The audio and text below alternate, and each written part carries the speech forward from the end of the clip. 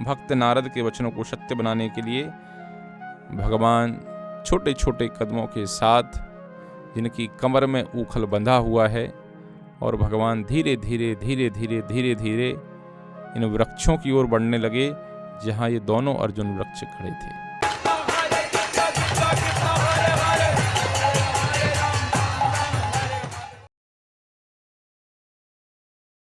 इस प्रकार से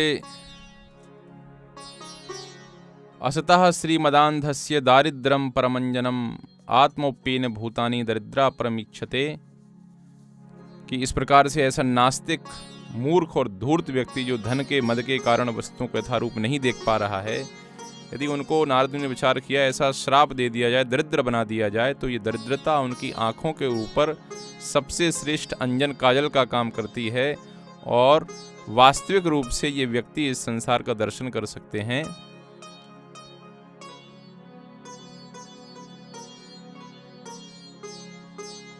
तो इसलिए नारद मुनि ने यह विचार करके कि इन धन पशु, धन के अभिमानी दोनों पुत्रों के लिए यही सबसे श्रेष्ठ होगा कि इनको दरिद्रता का श्राप दे दिया जाए।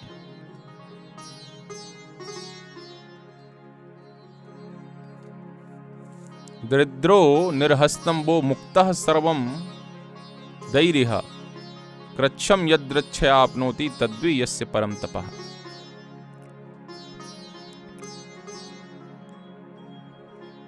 तपस्या करने से व्यक्ति का शुद्धिकरण होता है और दरिद्र व्यक्ति को तपस्या गिफ्ट में मिल जाती है, उपहार स्वरूप। करनी ही है उसको तपस्या,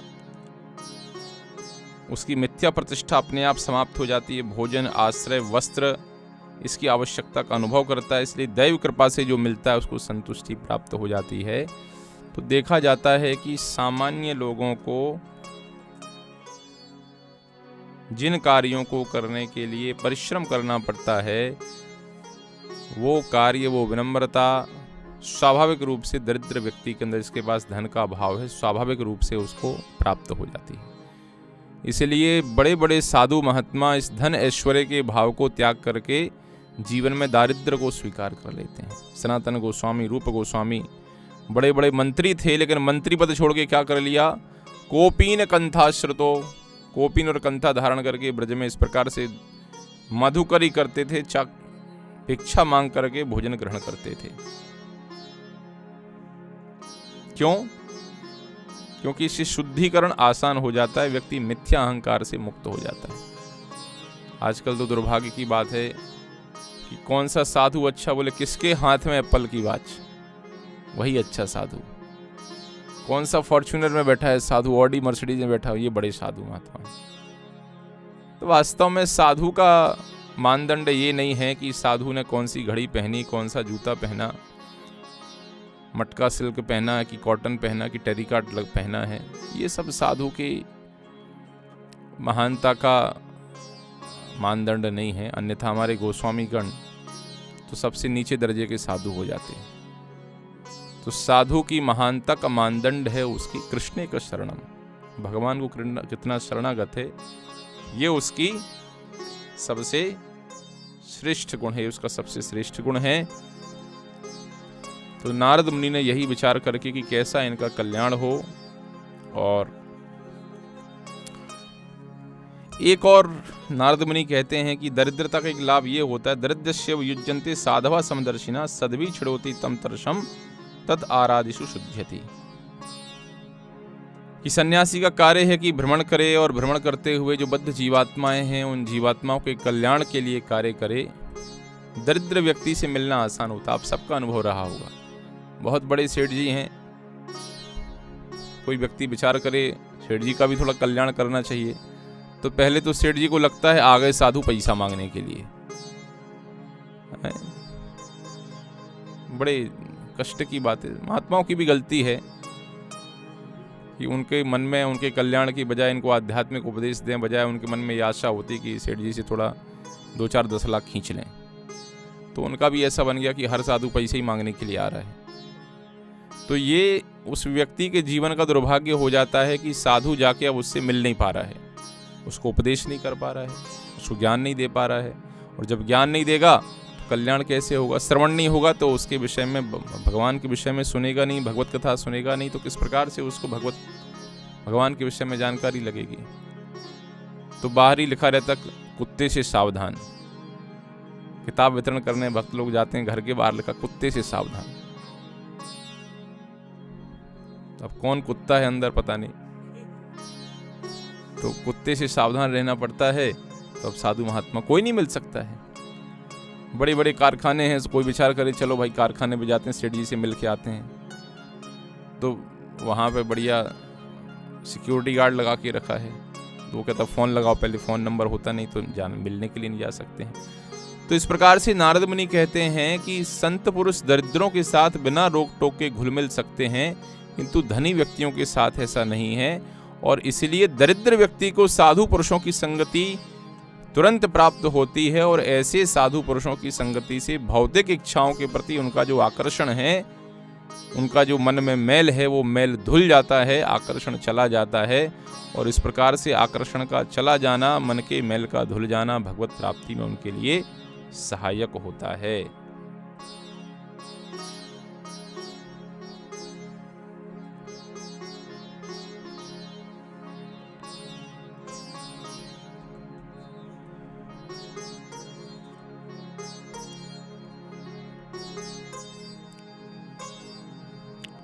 तो नारद मुनि ने विचार किया, ततहम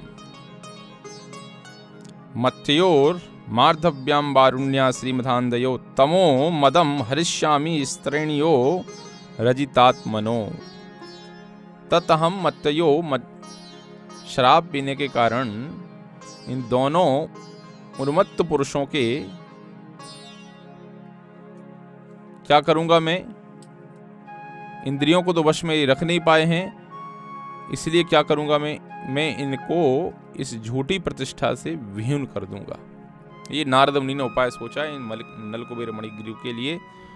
और ये जो दोनों युवक थे, नलकुबेर मणिग्रीव देवता के पुत्र थे, उन्मत्त थे, नंगे होकर पानी में घूम रहे थे। नारद मुनि ने विचार किया, अच्छा शरीर नहीं दिखाना चाहिए, शरीर दिखाना वृक्ष की चेतना का लक्षण है।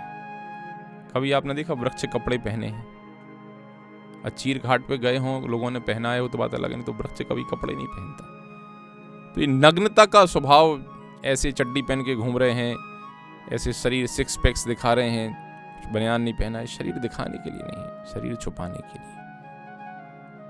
माताओं को भी और प्रभु जी लोगों को भी, पुरुषों को भी, स्त्रियों को भी, क्योंकि ये चेतना वृक्ष की चेतना है। नारद मुनि ने विचार किया कि इनकी वैसे शारीरिक इनकी जो चेतना है तो वृक्ष की जैसी, लेकिन शरीर किसका है? मनुष्य का। तो इनके ऊपर विशेष अनुग्रह करते हैं और उन्होंने दंड दे दिया कि जाओ तुम लोग क्या बन जाओ? वृक्ष बन जाओ।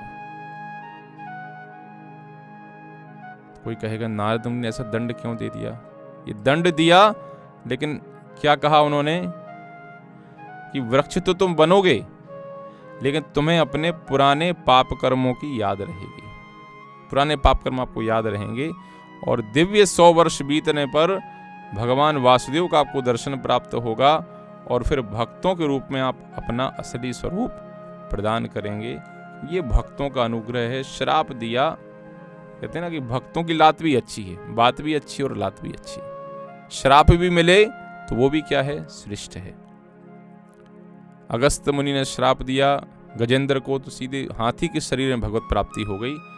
और इन 2 देवपुत्रों को नारद मुनि ने श्राप दिया, तो वृक्ष के शरीर में भगवत प्राप्ति हो गई। ये भगवान के महान भक्तों के श्राप का परिणाम है कि जिस भगवत प्राप्ति के लिए व्यक्ति को मानव जीवन में आना पड़ता है, ऐसी भगवत प्राप्ति इन महान आचार्यों के श्राप ने पशु और वृक्ष के शरीर में करवा दी। ये भगवान के महान भक्तों के श्राप का परिणाम है।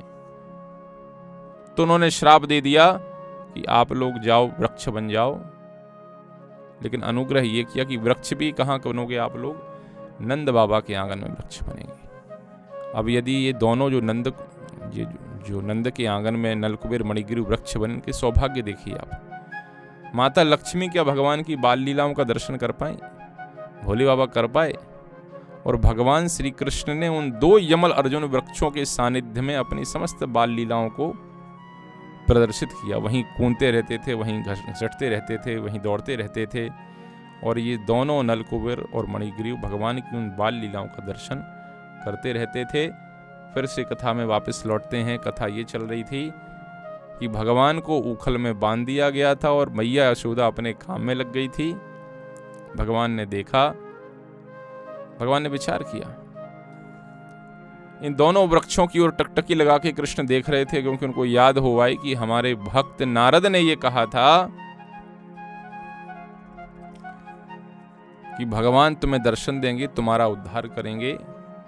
नामे भक्त्या प्रणश्यति, हमारे भक्त का कभी विनाश नहीं होता। भक्त की बात को, भक्त के वचन को रखने के लिए भगवान अवश्य भक्त की प्रतिज्ञा को पूर्ण करते हैं। तो नारद मुनि तो श्राप देके निकल गए नारायण आश्रम, बद्रिकाश्रम। कोई कहेगा क्यों चले गए बद्रिकाश्रम? तो श्राप देने से शक्ति क्षीण होती है। बोले श्राप दे दिया, शक्ति क्षीण हो गई, अब चलो चल के तपस्या करेंगे, फिर से शक्ति को एकत्रित करेंगे। और भक्त नारद के वचनों को सत्य बनाने के लिए भगवान छोटे छोटे कदमों के साथ, जिनकी कमर में ऊखल बंधा हुआ है, और भगवान धीरे धीरे धीरे धीरे धीरे धीरे इन वृक्षों की ओर बढ़ने लगे जहां ये दोनों अर्जुन वृक्ष खड़े थे। और भगवान ने विचार किया, देवर्षि में प्रियतमो यदि मौ धनात्मजौ तत्तथा साधयिष्यामि यद गीतम तन्महात्मना। कि नारद हमारा प्रिय सेवक है, वत्सल भक्त है, उसने चाहा था, उसकी इच्छा थी कि मैं इनके समक्ष आऊं, इनको मुक्ति प्रदान करूं, तो हमें ऐसा करना चाहिए। इस तरह कह करके, अच्छा भगवान देखो, भगवान को उद्धार करने के लिए क्या ये सब परिश्रम करने की आवश्यकता है? दृष्टि डालते उद्धार हो जाता, दृष्टि डालते झड़झड़ा के वृक्ष गिर जाते। लेकिन भगवान ने विशेष अनुग्रह किया उनके ऊपर। छोटे छोटे कदमों के साथ भगवान गए और तिर्यक उखल हो गया टेढ़ा। वृक्ष 2 लगे हुए थे, भगवान ने प्रवेश किया उन वृक्षों के बीच में से। उखल टेढ़ा हो गया था, दोनों वृक्षों के बीच में उखल फंस गया।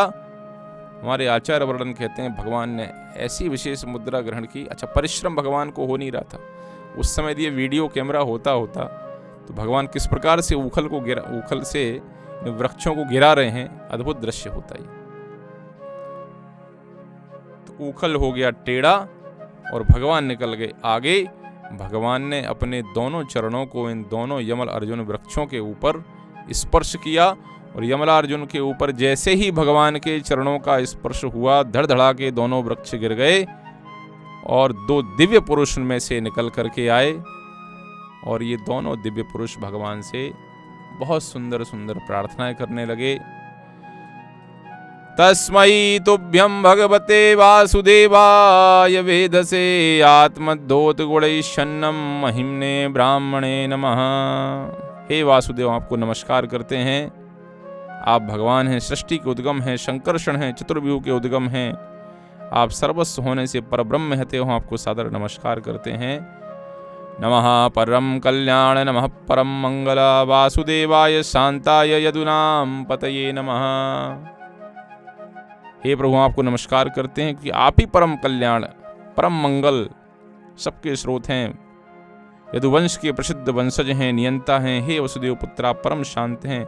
आपके चरण कमलों में हम सादर नमस्कार करते हैं। और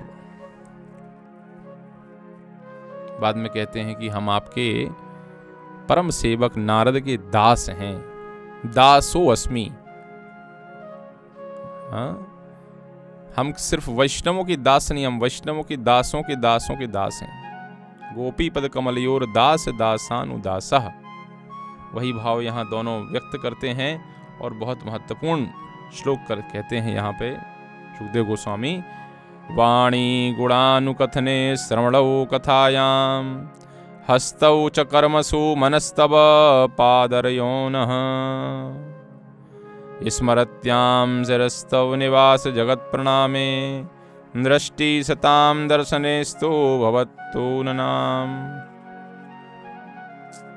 कि आप हमारे ऊपर ऐसी कृपा करिए, वाणी गुणानुकथने, कि हमारी वाणी आपकी लीलाओं का, आपके गुणों का वर्णन कर सके। ये मानव जीवन की सार्थकता। विचार करना चाहिए जीवन के दिन के 24 घंटे में कितने मिनट आप भगवान के विषय में गुणगान करते हैं, कितने मिनट आप लोगों को भगवान के विषय में बताते हैं, कितने मिनट बताते हो? एक भी मिनट नहीं, और लोग सुनने के लिए भी तैयार नहीं है। दुर्भाग्य की बात है। इसलिए ऐसे भक्तों का संग करना चाहिए। कथयन्तश्च माम नित्यम तुष्यन्ति च रमन्ति च, भक्तों के साथ आना चाहिए और भक्तों के साथ आकर के भगवत चर्चा करनी चाहिए। वाणी गुणानुकथने श्रवणौ कथायाम, और हम श्रवण कर सकें। इसलिए भगवान ने मुंह कितना दिया है? एक, और कान कितने दिए हैं? 2, ताकि सुनना ज्यादा है। लेकिन लोग सुनते कम हैं और बोलते ज्यादा हैं। इसलिए लिखना पड़ता है, कृपया यहाँ ज्ञान ना बांटें, यहाँ सभी ज्ञानी हैं। हस्तौ च कर्मसु मनस्तौ पादयोन, हमारे हाथ पांव और इंद्रियां आपको प्रसन्न करने के कार्यों में लगें, तथा हमारे मन स्मृत्या शिरस्तव, हमारे मन सदैव आपके चरण कमलों के चिंतन में लगें। हमारे सर इस संसार की हर वस्तु को नमस्कार करें, क्योंकि ये सारी वस्तुएं आपके ही विभिन्न रूप हैं, और हमारी आंखें आपसे अभिन्न वैष्णवों के रूपों का दर्शन करें। इस प्रकार का वर मांगते हुए दोनों के दोनों वहाँ से निकल गए। भगवान ने कहा तुम लोग जाओ, मैया के आने का समय हो रहा है।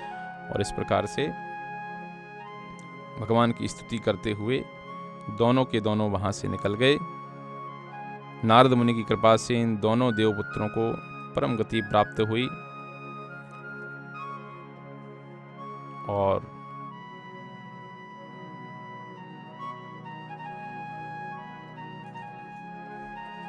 भगवान की परिक्रमा करके नर कुबेर मणिग्रीव दोनों अपने घर को वापस चले गए। भागवत में तो कथा यहीं खत्म होती। आचार्य कहते हैं कि अब संध्या का समय हो चुका था, उसी समय वहां बलराम जी का आगमन हुआ।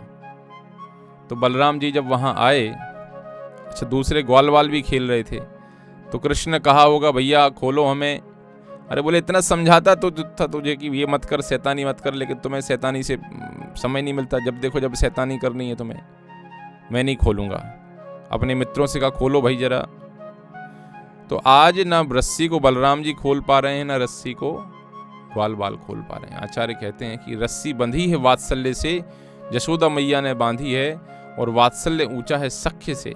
मित्रगण सख्य रस के भक्त हैं, इसलिए जो रस्सी वात्सल्य में बंधी है वो सख्य से खुल नहीं रही है। वात्सल्य श्रेष्ठ है सख्य रस से। तो मैया ने वात्सल्य में रस्सी बांधी थी, इसलिए सख्य वाले रस्सी खोल नहीं पा रहे हैं। भगवान के सखा बलराम जी दास और सखा दोनों भाव में हैं, इसलिए नहीं खोल पा रहे हैं। जब वृक्ष भड़बड़ा के गिर गए तो मैया यशोदा तो बेहोशी हो गई कि क्या हुआ क्या हुआ क्या हुआ। पुत्र के प्रति इतना प्रेम है। जब पूतना लेके उड़ी सो पहले मैया बेहोश हुई, और अब वृक्ष गिरे सो मैया बेहोशी। नंद बाबा पता करके आए क्या हुआ क्या हुआ। सबके मन में एक ही चिंतन था कि कृष्ण को तो कुछ नहीं हुआ। ये है कृष्ण कॉन्शियसनेस, चेतना कृष्णमय। अब कोई धन पैसे वाला होता भैया अच्छे से गिरे, पेड़ के नहीं गिरे, 25-50 इसमें पटिया ही निकल आए, थोड़ा लकड़ी चिर के बेच जाएगी, थोड़ा काम लाभ हो जाएगा, उसका जल जाएगी, ये हो जाएगा वो। ये है धन की चेतना। ये कृष्ण कॉन्शियसनेस नहीं है। सबके सब ग्वाल बाले, सबके सब ब्रजवासी कृष्ण चेतना से युक्त यही विचार कर रहे थे, कृष्ण को तो कुछ नहीं हुआ। भगवान तो कुछ, भगवान को क्या होगा, उन्हें तो गिराए थे। अच्छा कुछ बच्चों से पूछा कैसे गिर गए, तो बच्चों ने कहा ये जो कान्हा है ना, ये कान्हा ने पैर लगाए तो दोनों गिर गए ये पेड़। इसमें से 2 दिव्य पुरुष निकले। जैसे आजकल के कुछ लोग है, कहाँ भगवान। अरे क्या भक्ति की बात कर रहे, क्या होगा हरे कृष्णा करने से। जो खाना वो खाओ, धोती कुर्ता तिलक लगाए, चोटी कंठी, होता क्या है इससे। तो काफी लोग इस प्रकार से। तो वहां भी भगवान की शक्ति के प्रभाव से कुछ लोग कह रहे क्या फालतू बात कर रहे हो तुम लोग, छोटा बच्चा पेड़ लगा दिया, पांव लगा दिया, गिर गया, ऐसा होता है क्या। इस प्रकार के लोग होते हैं कई। लेकिन जो मानने वाले थे उन्होंने स्वीकार किया कि ये कृष्ण सामान्य बालक नहीं है। पूतना को मार डाला, सक्टासुर को मार डाला, तृणावर्त को मार डाला, हो सकता वृक्ष ने गिरा दिए हों। और इस प्रकार से नंद बाबा वहाँ पर आते हैं, चूँकि आज बांधा था मैया ने वात्सल्य से, तो खुलेगी भी रस्सी वात्सल्य से।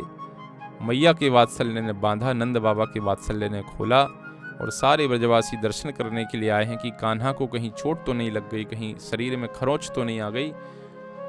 आचार्य कहते हैं सब दीपक लेके आए हैं ताकि दीपक लेके दर्शन कर सकें कान्हा के नख शिख, कि हमारे कान्हा को कहीं चोट तो नहीं लग गई है। तो इसलिए एक भाव ये भी हमारी दीपदान के पीछे कि हम उस दीपक को लेके भगवान के संपूर्ण रूप का दर्शन करते हैं कि कहीं से लेके कहीं तक हमारे कान्हा को चोट तो नहीं आई है। और इसी को सत्यव्रत मुनि ने 8 पदों में गाया है। नमामीश्वरम सच्चिदानंद रूपम लसत्कुंडलम गोकुले विराजमानम। भगवान की इसी महिमा को 8 पदों में वर्णित किया है कि ऐसे सच्चिदानंद भगवान को हम नमस्कार करते हैं। नमामीश्वरम सच्चिदानंद लसत्कुंडलम गोकुले। जब ऐसे बालक कृष्ण ब्रज में भ्रमण करते हैं तो उनके कुंडल नृत्य कर रहे हैं। इस कार्तिक के महीने में हम सभी भगवान की इस दिव्य महिमा का, दिव्य लीला का स्मरण करें, भगवान के दीपदान के माध्यम से भगवान के सुंदर रूप का दर्शन करें। उसी भाव से जैसे ब्रजवासी दीपक से भगवान के सुंदर रूप का दर्शन कर रहे हैं, हम भी दर्शन करें। और जो महत्वपूर्ण शिक्षा है इस कथा की कि किस प्रकार से नारद मुनि जैसे महात्माओं का हमें संग प्राप्त हो, जिनका श्राप भी बद्ध जीवात्माओं के लिए आशीर्वाद बन जाता है, और यशोदा के जैसा प्रेम हमें भगवान के चरणों के प्रति प्राप्त हो। ये आकांक्षा, ये इच्छा हमें करनी चाहिए ताकि हमारा जीवन सरल हो और हम भगवत भक्ति करते हुए, भगवान के चरणों का आश्रय लेते हुए, भगवत प्राप्ति के मार्ग में वैष्णवों की सेवा करते हुए, भगवान के नाम का जप करते हुए हम इस भगवत भक्ति के मार्ग में आगे बढ़ें। इस प्रकार से हमें प्रयास करना चाहिए। तो आप लोग जो भी इस कथा का श्रवण कर रहे हैं, तो रोज अपने अपने घरों में एक दीपक लीजिए। दामोदर का बहुत सुंदर तस्वीर आता है, पिक्चर आती है, उस तस्वीर को रखिए और सब बच्चों के साथ, परिजनों के साथ में ये दामोदर अष्टक आपको YouTube में मिल जाएगा, उसको दामोदर अष्टक को चलाइए, इस कथा को सुन सकते हैं। और रोज भगवान को दीपदान करिए पूरे कार्तिक के महीने, और इस महीने का पूरा लाभ उठाइए। तो आप सभी को शुभकामनाएं। तो आज यहीं इस कथा को विराम करेंगे हम लोग। हरे कृष्णा कृष्णा कृष्णा हरे हरे, हरे राम राम राम हरे हरे। ग्रंथराज श्रीमद्भागवत महापुराण की जय। श्री दामोदर भगवान की जय। अनंत कोटि वैष्णव वृंद की जय। निताई गौर प्रमानंदे। हरि हरि हरि हरि बोल। हरे कृष्णा।